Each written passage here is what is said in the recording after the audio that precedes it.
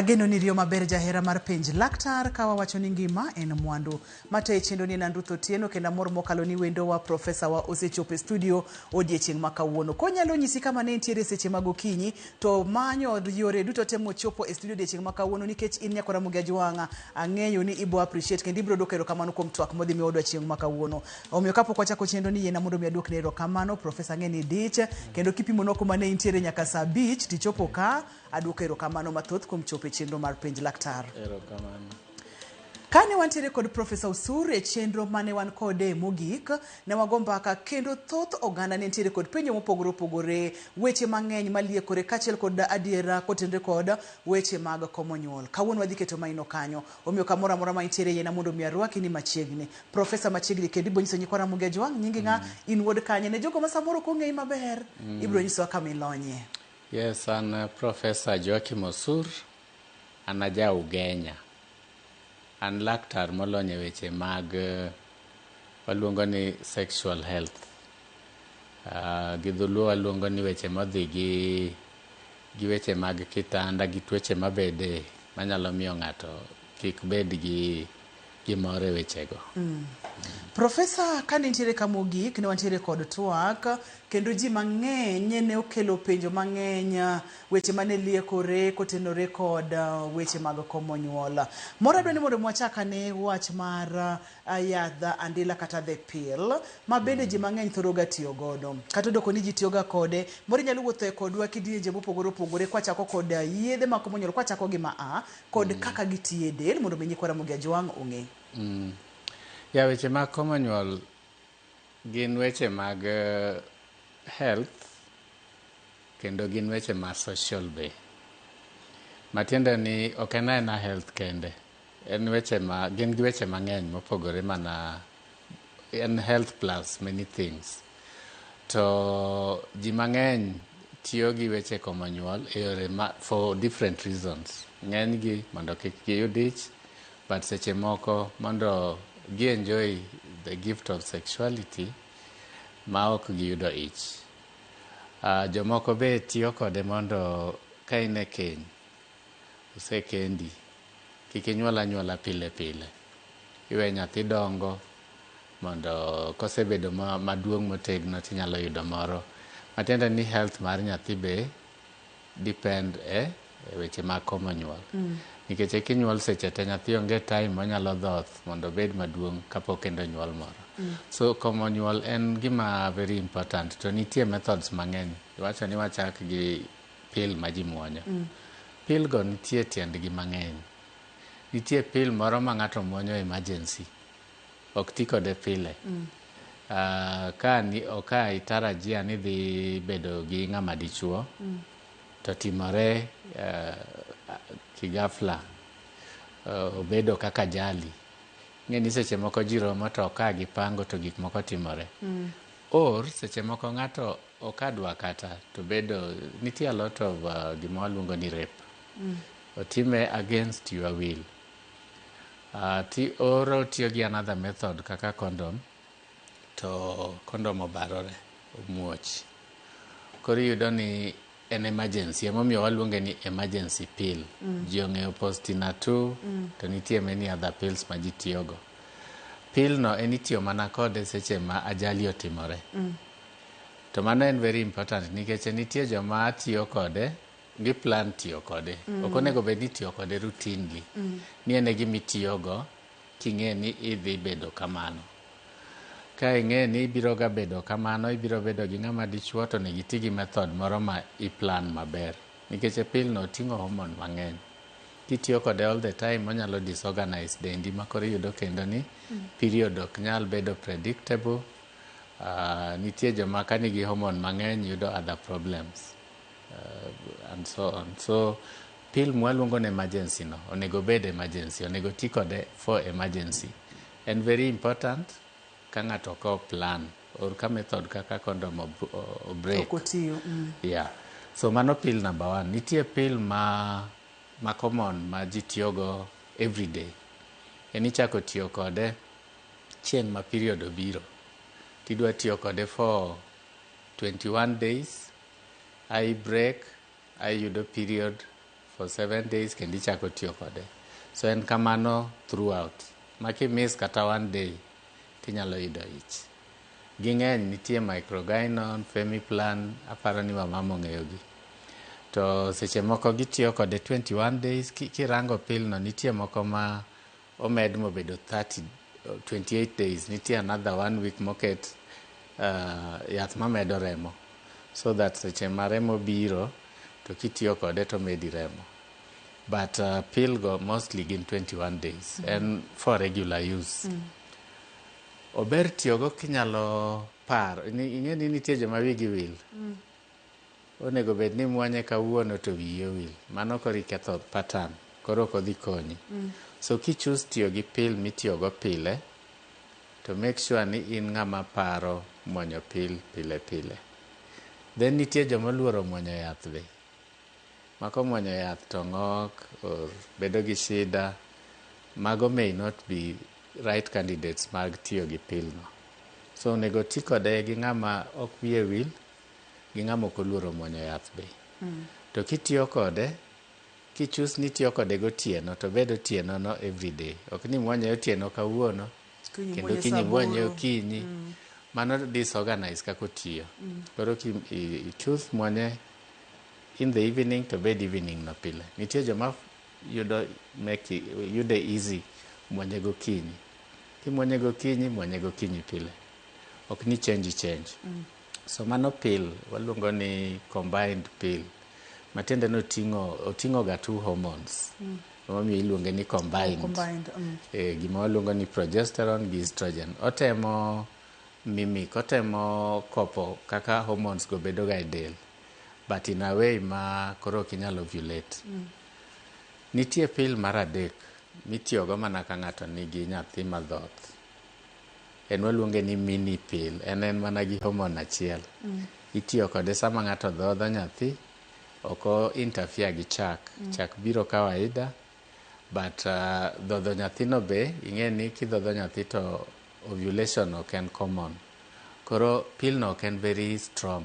Matiende ni kiwe dhodho nyathi titiyo kode, tinyalo ovulate. So en itiyo kode mana ka ng'ato dhodho nyathi, mondo kik interfere gi weche mag chak, but also dhodho nyathino omiyo obed gi teko mar geng'o ich.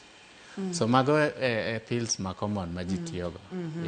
Maka wang'iyo pills, wantiere kod kidienje adek mag pills, kaka ipimonwa kacha profesa, wantiere kod emergency, ma bendi leronwa maber ni ok onego bed ni itiyo kode pile pile. Ka ber to onego bed ni ng'ato tiyo kode didi e higa kata karach, ma ok onego bed ni ng'ato kalo kanyo. Nikech en emergency, ing'e ni emergency ok inyal predict. Ka watiyo kode kaka onego bed ni tiyo kode, then en very difficult ng'eyo ni idhi tiyo kode didi, nikech en emergency. But ok wa expect ni emergency dhi bedo like every week or pile pile. Emergency nyalo bedo once in a month, nyalo bedo once in 3 months. But ka en emergency ma is repeated, ma weekend ka weekend, then better tigi method moro makoro is regular. Especially emergency ok nyal bedo every weekend. Ang'e ni nitie joma tiyo kode every weekend. O disorganize your body. Ibiro yudo ni period ni kabiro ga kaki expecte, maybe tarik 20. Kitiyo kode ma regular, to koro ok inyal predict ni period dhi bedo karang'o. Kendo ovulation ok nyal bedo predicted. Inyalo ovulate anytime. So obed emergency, ti kode as emergency, mano means ni ok idhi tiyo kode very frequently. Maka beto kata higa karach to dichiel kata diriyo. Kopogore kod pill, profesa, wantiere kod yore mamoko bende mag komo nyuol. Inyalo mulonwa matin koka wang'eni kaka yore mag komo nyuol tiyo. Ipimonwa maber ni kaka mag pills gin hormones, ng'enyne, kendo wantiere kod emergency, wantiere kod combined, kaito wantiere kod mild, mini mar mine madhodho. Yo machielo mar komo nyuol kod kako tiyo. Nitie method ma ji ohero sana, nikech en ichwoye dichiel titieko higni 3. Inyalo kata ang'e ni joma pondo ma ok dwa ni ji ong'e ni gitiyo gi gigo, nikech communities wa pod nigi a lot of stigma, which is wrong. Nitie joma pondo kata ni chwogi mondo oti gi contraceptive. nikech gin gi myths mang'eny kitiyogo in mama marach akia ang'o kibi nyuol. So ng'eny ji tiyo gi injection sindano en very convenient. En ichwoyo dichiel ma common ma ji tiyogo ichwoyo dichiel every 3 months. Of course nitie moko minyalo chwo per month, every 2 months, but nitie ma common waluongo ni Depo-Provera. En ichwoyo dichiel every 3 months. Obe en hormone. En hormone mwaluongo ni progesterone. Mana kaka wawacho pills ka, hormone ing'e ni onyalo ga interfere gi periods. Koro ng'enyne nitie joma tiyo kode to ok yud periods, nitie joma tiyo kode to yudo periods more than usual, nitie joma tiyo kode to spot now and again. En very safe. Ka that change period ni ok en so bad, to en very convenient. Emomiyo ji ohere. So injection. Yeah. Then another hormone ma ji tiyogo waluongo ni implant.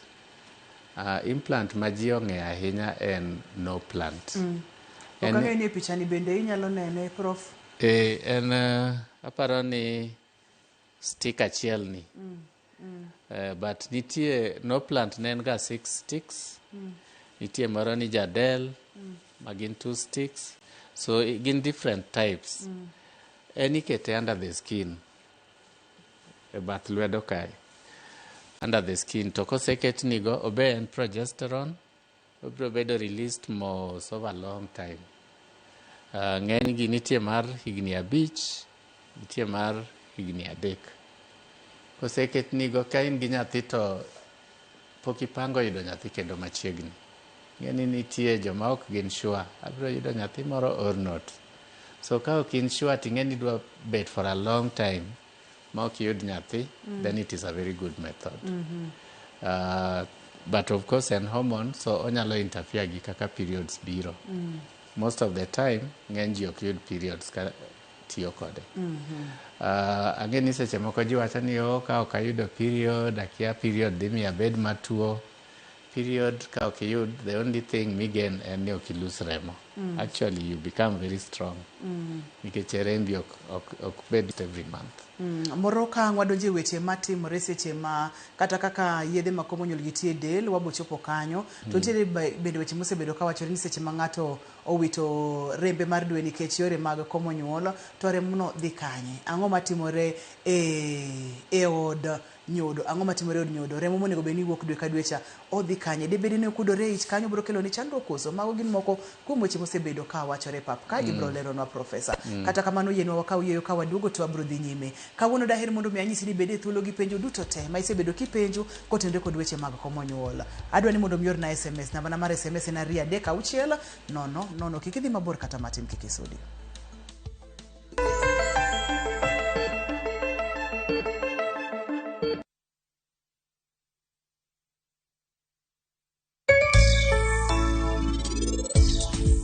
Okuongo sirikal ng'adowa ushuru pesa mang'eny. Kendo yudo ka seche moko chunyi gombo kata notho. To kata bang' kiseng'ado ushuru pesa mang'eny no, mwandu chako kawo dweche mang'eny mondo chopi. Yudo ka seche moko kawo dweche 4, dweche 6. Ing'eni wan kaka joma mine, puothewa mang'eny e mier ok ni anyingwa. To ng'enyne kidhi e bank tinyalo penji collateral. To collateral ma wan godo e gweng' ka en title deed.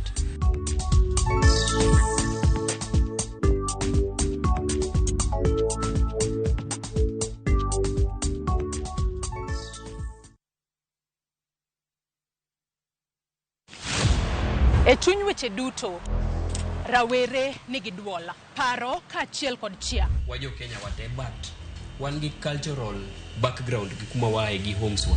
Ma e thor wach tich abich ka tich abich.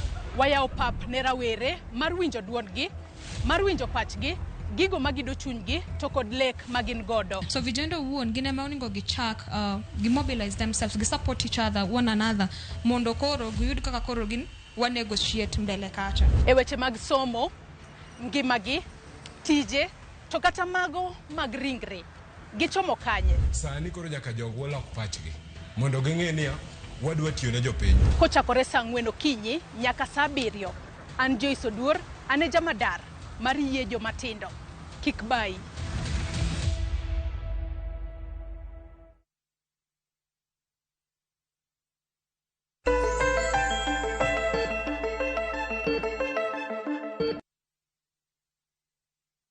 Machiegni kendo penj laktar kokalo Ramogi TV ngima en mwandu. Profesa Osur wang'iyo yore mag komo nyuol, waseng'iyo pills mabende wayudo ni wantiere kod kidienje adek mag pills. Wantiere kod mini, wantiere kod emergency kod combined. Kato wadonjo e yo machielo mag komo nyuol kaka sindan kaachiel kod no plant mabende profesa opimonwa ni keto e bwo bat. Okawo higni 3 nyaka higni 5 kopogore kod mano prof. Koro nitie joma ing'e ni mwaseweyego te gin hormones. Pills oting'o hormone, injection michwayo cha oting'o hormone, implant whether no plant or jadel oting'o hormone. So nitie joma ok nyal tiyo gi hormone. Ka gitiyogo to giyudo shida. Either gi bleed too much or inyalo yudo ni ng'ato nigi pressure dhi malo and so on. So ji kabilago wamiyo gi methods maonge hormones. Achiel kuom methods go en gima waluongo ni coil. Coil go ging'eny, nitie different types. Aparo ni ji ong'e kopati moro machal gi ticha ema ji ong'e ahinya. Machalo tini. Iluonge ni kopati. To nitie moko be multi-load and so on. So gin gionge hormone. Of course nitie ma special man gi hormone mimiyo only special people, but almost all of them onge ga gi hormone. Koro ka hormones chandi, en one of the methods ma ng'ato nyalo tiyogo. En koseketnigo, kaka kopatino, ubet for 10 years. Onge shida. Kionge shida, onge problem, inyalo bet 10 years without yudo ich. Tieng' midwa yudo ich tigole. Then, of course, condom, maneno condom nie pichwani. Nitie condom mag joma mon, nitie condom mag joma chuo. To akia gimomiyo joma mon ok ohero tiyo gi condom. Maybe nikech gikia kaka itiyogo. But ng'ama mama nyalo tiyo gi condom, ka nikech nitie chuo ma ok ohero tiyo gi condom. Ng'ama mama nyalo tiyo gi condom mondo protecte. Yeah. Nitie ga other methods kaka ma permanent gi. Kakor decide ni in ok idwa nyathi kendo. Isebedo gi moromi. Tinyalo timni tubal ligation kaka ng'ama mama. Ma en surgery moro matin, watweyo tubes go mondo koro tong' kik rom gi sperm. Koro ok inyal yudo ich. En the best method kuom jogo ma koro ok dwa ich at all. But kata ng'ama dichuo inyalo timni that permanent method waluongo ni vasectomy. Chon ne chuo time ne kidhi Kisumu tineno koket billboards jitimo vasectomy. But akia gima tinde timore ok ane ka chuo ahere ahinya. Aparo ni gin gi this myth ni kotimnigo maybe koro ok inyal timo sex ang'o, which is not true. Ng'ama dichuo pod inyalo timni vasectomy be, to beda ng'ama very normal. Condom is the commonest used contraceptive. En contraceptive ma ji tiyogo kabisa. And very important nikech ogeng'o tuoche be. So especially kuom jogo ma podi ok kendore. Nikech wang'e ni sex to timore in marriage gi outside be. Jogo ma podi temo bedo gosiepe and they find themselves in situation ma koro nyaka gitim sex. Condom is the best method for them. Yeah. Nyakora Mogi Ajwang' iwinjo wechego. Kata kamane chenro mar penj laktar ka ahero gani ineno gima profesa wacho kata gima daktari wacho. Seche mo wacho kacha ni TL, tubal ligation, wacho kacha nitiere kaka idhi tud pipe mag ng'ama miyo kaeto ing'ade mondo mi kik tong ng'ama miyo rom kod tong ng'ama dichuo. Nakwayo ni kanyalo yudo picha mar TL, kada nyalo yudo picha mar TL mondo mi nyikwa Mogi Ajwang' one kaachiel kod mar vasectomy mondo mi nyikwa Mogi Ajwang' one abodo kero kamano mathoth. E seche mo yudo picha matiel kaachiel kod vasectomy ne wang'iyo kacha gima timore e system mar ng'ama miyo seche ma otiyo kod yedhe mag komo nyuol. Ang'o matimore e od nyodo, ang'o matimore ne tong ng'ama miyo, ang'o matimore ne tong ng'ama dichuo, ne tong ng'ama dichuo. Pimno kanyo mondo mi nyikwa Ramogi Ajwang' ong'e maber. Koro oluwore gi method ma ng'ato tiyogo. Methods man gi hormones, gima gitimo en gimiyo del feel ni already engaged. Nitie hormones ma kanie dendi, to dendi interpret ni in gi ich. Koro tong' ok wuogi. Hormone mwaluongo ni progesterone. Pills ma wawacho kate, injection, implant, gin ga gi a slightly high level mar gima waluongo ni progesterone. Progesterone no kanie e del, a little high, to brain interpret ni in gi ich. So ok tong' wuogi, or stop tong from being released. Koro ena waluongo ni physiological way of confusing the body.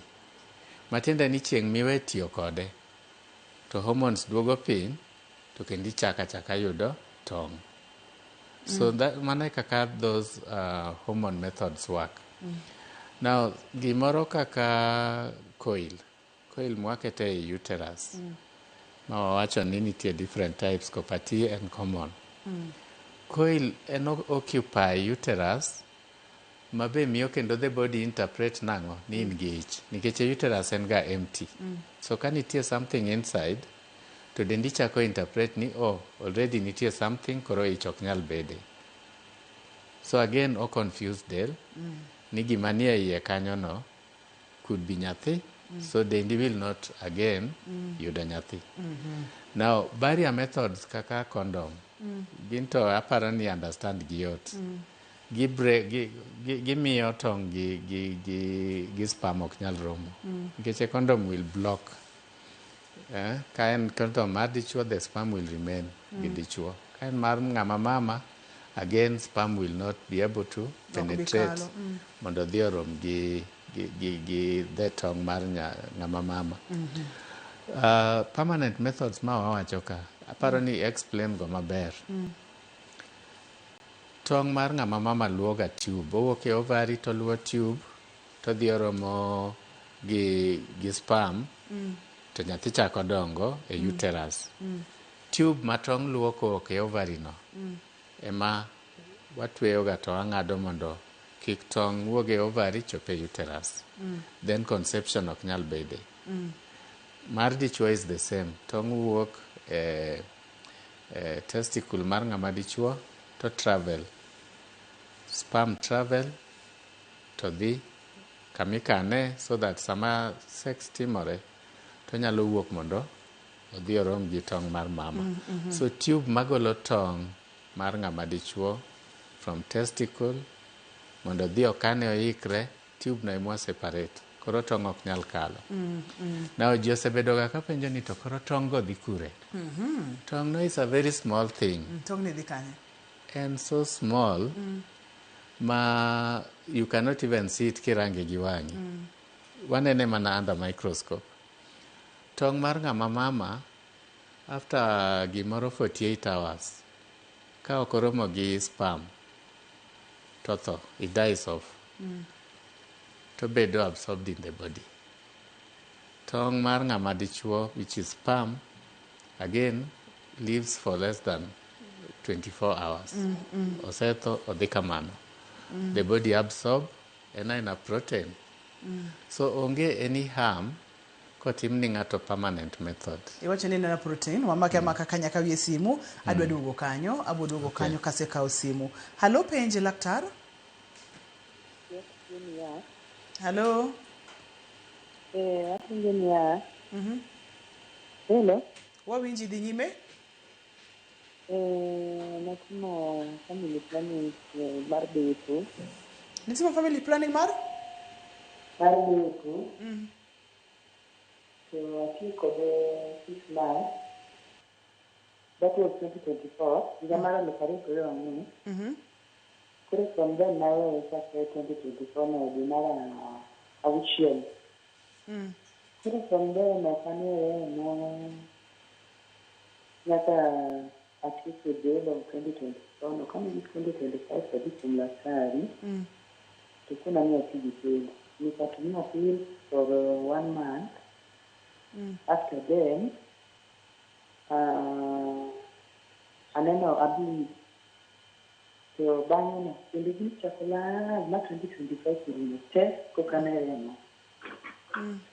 Koro bang'e koro tina sani I can see those yani mana kama tin but okay moro ma okanyal conceive. Koro okanyal shida en mani tanyalo konyera na in kama ber Professor Dhiduoki. Wacha ni notiyo ga ng'o first? Depo. Dhero chako pills.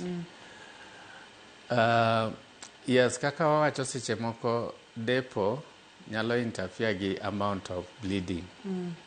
Koro orumo ga e del mos over time. Sama oko ichwoye every 3 months. Kisewe chwoye, maybe another 3 to 6 months orume del completely. Seche morume del no, inyalo yudo ni period ni pod ok en very normal. But later obiro normalize. And in a process, it takes a few months mondo dog normal.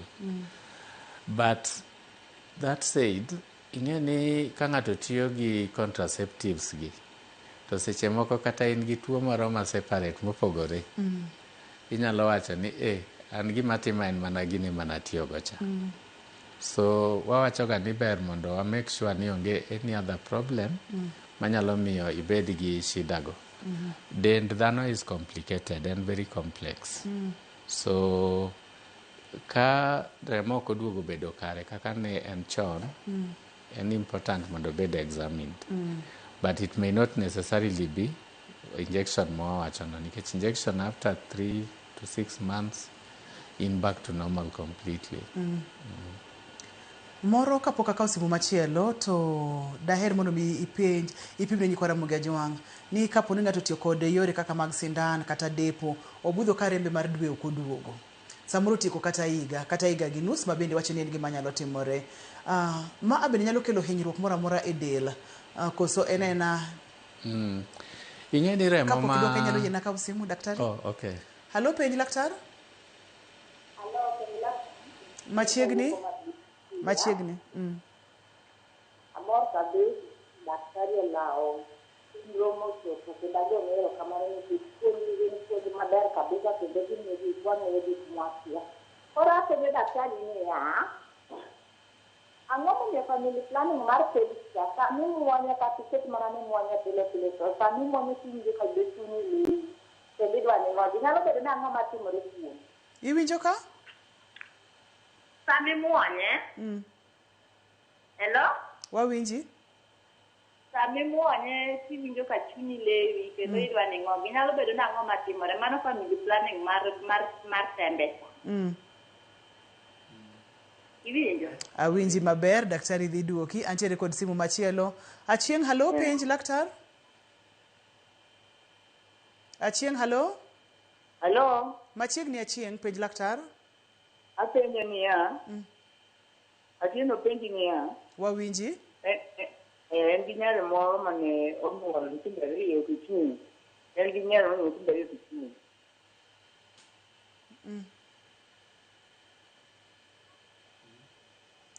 Ipenjo nang'o nonwa kiyie? Ema wacho ni mondo openj ang'o ma okelo nyaka mondo onge family planning otiyo. Ok wawinji maber nyakwayo mondo mi ukawna penjo kaeto mondo mi uchwal mondo mi wakony sa mondo mi Professor oduoki. Prof moro wanyalo duoko mara tembe ma ka ng'ato muonyo to chunye dwa ni olewe. Ang'o matimore momiyo chunyi nyalo dwa ni olewi? To en ang'o minyalo timo mondo mi kik chunyi lewi ma ang' nyalo miyo chunyi chid kod muonyo yath pile pile? Ing'e ni ji opogore. Pills go gin hormones. Nitie joma ka hormone gi odhi malo matin to giwinjo ka gidwa ng'ok. For example, kata joma during periods, ka gin gi periods, to chuny gi leo gi to gidwa ng'ok. So en reaction ma ng'ato nyalo bedo go. Ka en serious, to inyalo change method. But ng'eny ji, after some time, kichako tiyo kode, inyalo winjo kamano, after 1 month kama, iyudo ka kori ng'iyo kode. King'iyo kode, then feeling no rumo. But ka en persistent, nikech en ji react differently. nitie joma kamuonyo pills to giwinjo ka awawacho ni del is confused, paro ni in pregnant. Ginyalo winjo ka ng'ama pregnant, makoro idwa ni ng'ogi, ang'o. Ka en too much to we just change the method. Ok otwe gi yor komo nyuolno kapo nono ni ochandi, odwa ni mondo mi olew chunye ahinya. Profesa wacho kacha ni inyalo dhi mondo mi wila.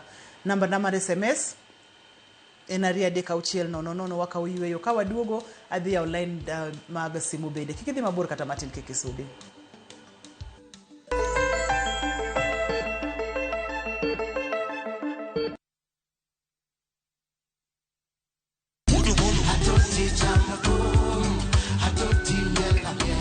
Woktich ka woktich wakelo ni duon ya wuotonagi.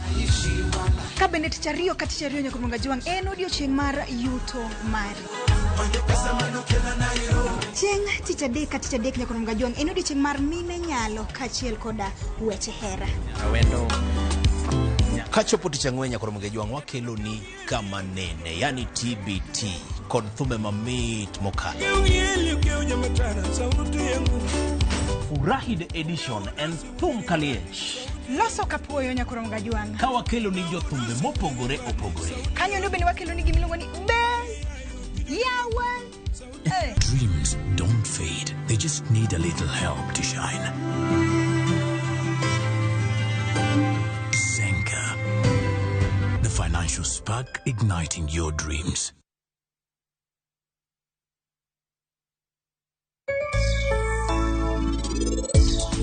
Kiwacha dier pari, nitie ng'at moro mane luwi kae. Koro nabiro kae rango kapo nono ni in kare.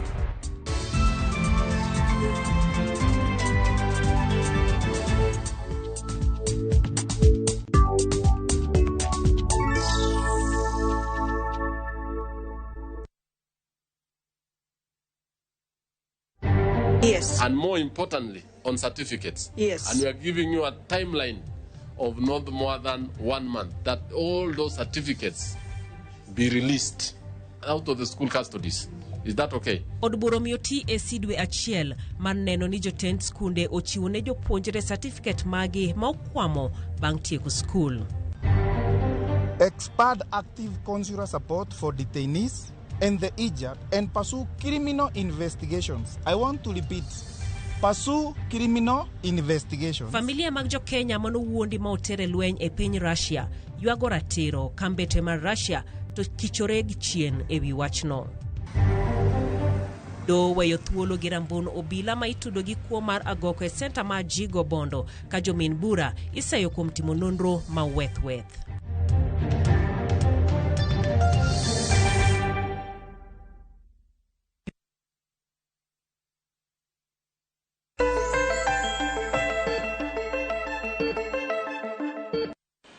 Machiegni kendo penj laktar kokalo Ramogi TV ngima en mwandu. Wantiere kod penjo mang'eny mokalo. Penjo moro kawuok na kuom Eva, owacho no sebedo kotiyo gi depo to infections gin on and off. Osiko bedo kod infections. Chandruok nyalo bedo ang'o? Prof to nyalo timo nang'o? Mana gima wacho cha, nikech ka ng'ato tiyo gi methods gi, to ka shida moro wuok tiparo ni en emokelo. Depo ok mi ng'ato infection, although nitie joma ka tiyo gi depo to giyudo ka lubrication is a problem. Matiende ni takes time to lubricate, especially ka wechewa mag sex ka, if it is hurried.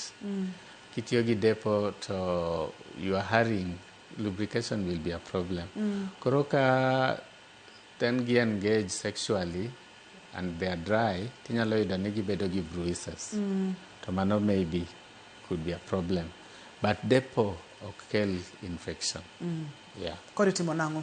Ka lubrication en chandruok, entiere kod depo, koro again, ka en too much, it can be nikech nitie joma tiyo kode onge gi that problem. But ko chandi makoro o affect keny, then we can inyalo change. Yeah. Nasingo ni nyakora Mugejwang ni wadhi bedo kod picha mar family planning mar joma chuo ma permanent mabedo waluongo kata ni vasectomy. Antiere kod picha no ka professor dhipi monwa kaka itime kod kaka itime kuom ng'ama dichuo. Ka in ng'ama dichuo ineno chenro ni tidwa ni mondo mikon jaudi weche mag komo nyuol, professor dwa lero nwa ka. Professor machiegni. So gik ma red piny kaegi ni wuoyi be nigi tong', en mana ni tonge ni oko mar del. Ng'ama mama mage niye. Kama tong' wuokie waluongo ni testis. My testis ema manufacture sperms. Anyalo ko sim Sharon ka pok olal ka wan ka. Okay. Go ahead. Sharon, hello, penje laktar. Hello. Machiegni Sharon. Atiyo gi family mar implant mar 3 years. So asebedo kod kuom higa achiel gi dweche ang'wen, to ok anega remo kama nakete, ok aneno remo, to sani awinjo wiya, awinjo kijinjinji, seche moko bogoyega piny. Anyakonyo nang'o? Erokamano nya Sharon, minwa nyathino chak omadhi. Okone remo.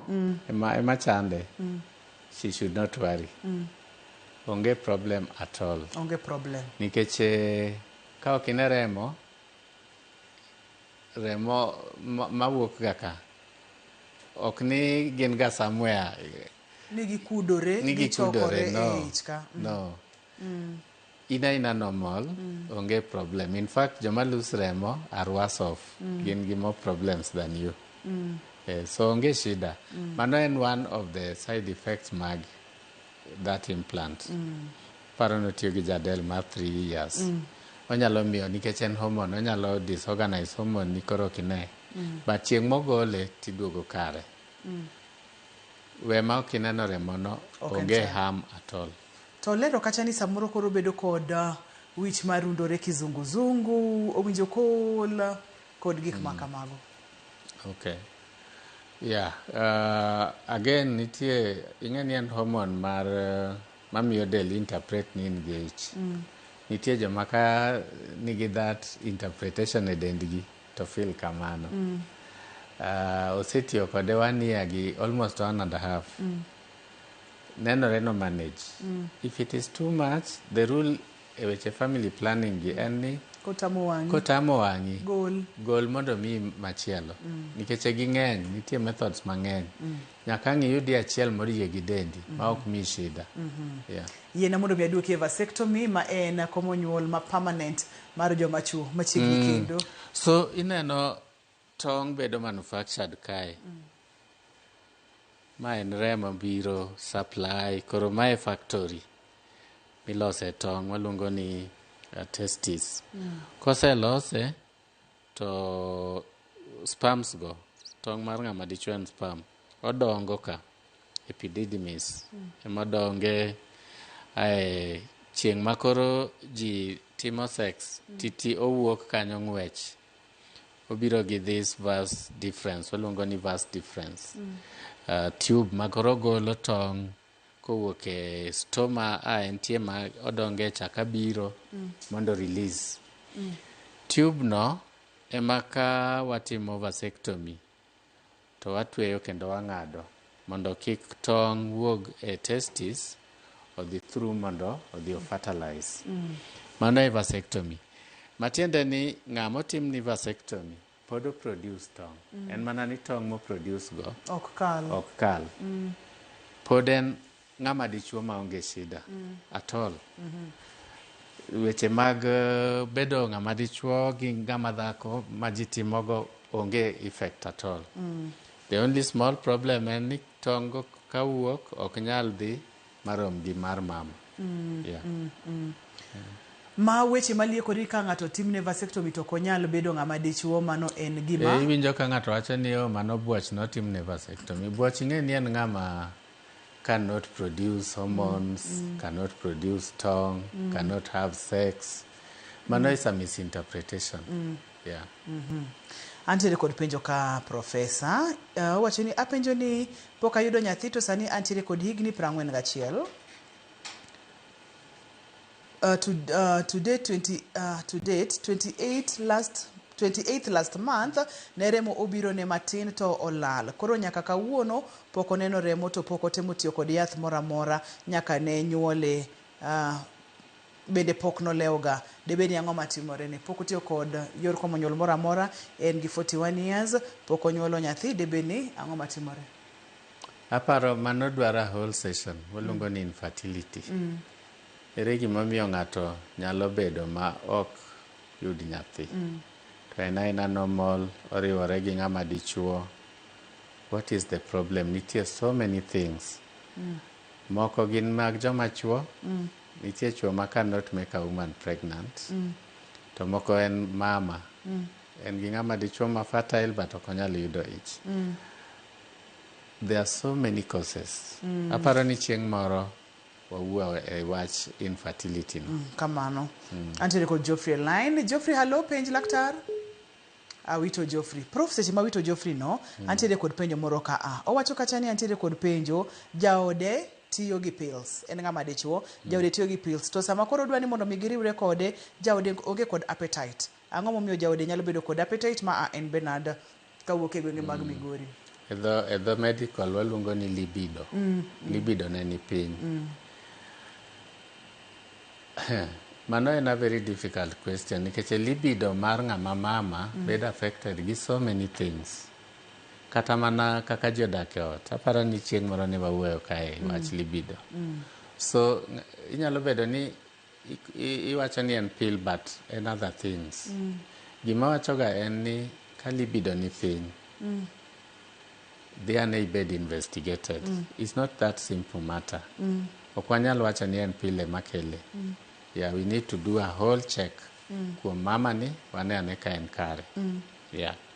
Nikech kaka ni wacho cha, je kaoga family planning. Je wacho ni en family planning. Antiere kod simu machielo. Mary, hello, penj laktar. Hello. Machiegni Mary. An Mary kawuok Migori. Machiegni. Amor gi laktar kuom puonj mokelo kawuono. Erokamano ahinya. Apenjo kuom wach mar IUCD. IUCD ka otigo to jomoko wacho ni koti kode to onyalo kelo kansa. Be en adier? Erokamano ahinya. Moro kapok waduoko Mary kani Migori akawie simb Jacinta. Jacinta, hello, penj laktar. Apenjo laktar niya.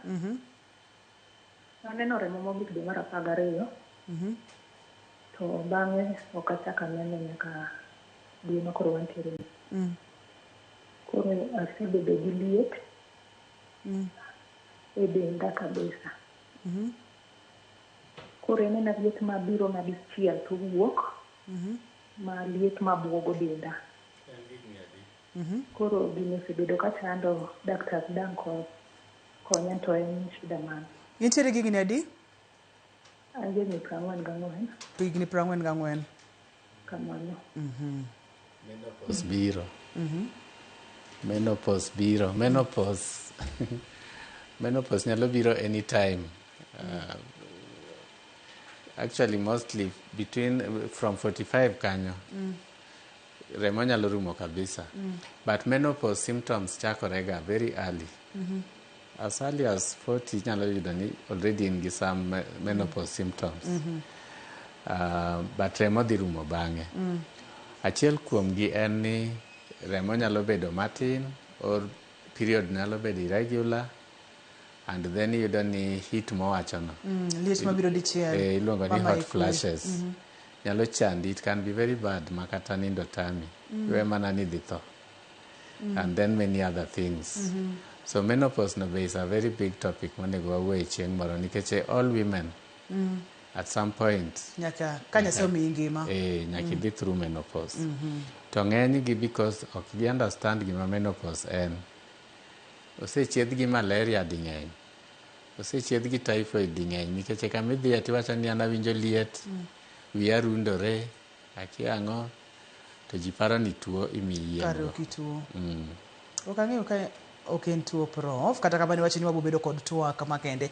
Yena mondo wadoge kuom janeno mane nitiere kod penjo mar cancer. Yes, yes. To kapok akaw mano yena kawe simbu William. William, hello, penj laktar. Penj laktar, hello. Machiegni William? William nadi? Ariyo maber machiegni. Bende wariyo maber.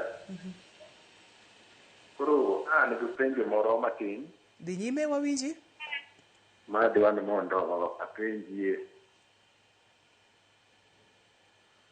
Koro penjo mane go? Yoga timo family planning. To bang' 3 days to gineno remo, bang' 3 remo. Koro kang'e ni mano, shida mane makelo mano? Gitiyo gi family planning mane? En moro misoyo e bat ka nyinge mokang'e maber. To koro chande kabisa sama tino olo nindo to 3 days, bang' 3 days, okokal moko neno. Osetime kuom thuolo marom nade? Nyaka nokete? Osetime kuom thuolo marom nade? Osetime tu, koro sani higa achiel. Higa achiel ma bang' dala adek oneno remo? Bang' dala adek oneno remo, bang' dala adek to oneno remo. Prof. Koro daktari okonya kanyo. Wadwaga ni ka ng'ato chako method, kaka inyalo chako new method, tidok for review. Inyalo dok for review 1 month, every 3 months. Mane aneni to teri nade. Nikech ji react mopogore opogore. Koro akia ni mama ni osedoko range en be.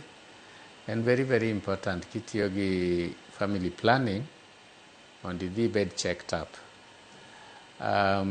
Nitie seche moko ma ng'ato tiyo gi implant nikech onyalo disorganize periods ni. Inyalo yudo ni spot now and again. Ok bleed as such, but is spot. Or inyalo bedo gi too much bleeding frequently. Nitie kaka wachiedho gi. Nitie kaka wachiedho gi ma iduog kare to pod itiyo gi that method. But kotamore, ka en too much, awawacho ni wachenja method. So aparo shida ma wacho ni en William. William, what I would say ni ng'ama chako tiyo gi a new method, aparo raise a very important point. Kichako tiyo gi method, dhi ane for check-up. Kisechake maybe a month later. Kidhi maber, maybe 3 months. And then keep going for check-up. Mondo wa make sure ni in kare. Nikech methods gi, ji react mopogore opogore. Yeah. To higa achiel koneno remo bang' dala adek apani It's too much. En remo mang'eny ahinya ma bende ka ok okony mamani to wanyalo bedo kod complications mamoko ma ok apar ni ber mana kaka ne professor wacho ni kok ti doge hospital mondo wil. Ok ochuno. Prof antiere kod penjo mang'eny mokalo. Ok ang'eyo to sana bende aneno korume studio ka. Yang'eni family planning en a very long topic. Penjo ng'eny mokalo. Penjo ng'eny magite gin penjo prof. Ma pok iduoko to simbe bende ng'eny. Watimo nang'o? Adwa ni ming'adna rieko. Wanyalo bedo gi more sessions, but gima duong'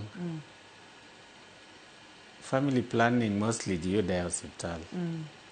Gidhi timiyogi. Kik ibed ni gimoro chandi to ok idog mondo ipenj. Dogi penj aneni to gini aneno katera kama. Is it okay? I continue kose nitie gima onego atim mo? Or should I change method? Nikech kaka wach mar coil manyalo kelo kansa kama cha ok iduoko miyo moro ne tiyo kod family planning iene osebedo ka wuok gin penjo mang'eny mokalo kata kamano ponono ni ng'ato dwa tudore kodi inyalo yudi kanye Professor Usuru. No, clinic ni Nairobi ka iluongo ni 40 Suits. But ng'ama dwa biro to nyaka book nikech ok an kanyo all the time. Ginyalo go simu to gibook. Namba simu en 0746 028 088. Kagigo simu to gidhi yudo booking, then wanyalo romo to waneno. Yeah. Erokamano nya Professor Sur Amor kendo duke erokamano mathoth nikech penjo ng'eny wacho ni wanyalo bedo kod chenro machielo. Ageno ni kwaluongi machiegni ni tibo biro ka wich poko wil kod moko kuom penjo gi mondo mi ikonyi kwa Ramogi Ajwang'. We will. Wabiro timo kamano. Erokamano ahinya. Mana kaka iwinjo no Professor Joakim Osuro singo ni wabobedo kod chenro machielo. Omiyo kik ikete mabor kod penj laktar. Ne jogo moketo chenro ni mobedo kare erokamano mathoth ne director na kachiel kod producer na erokamano. Ne chenro ni kachiel kod chenro mamoko wanyalo yudo gi kokalo e view sasa. Iluonga ni Ruth Otieno, oritur masani.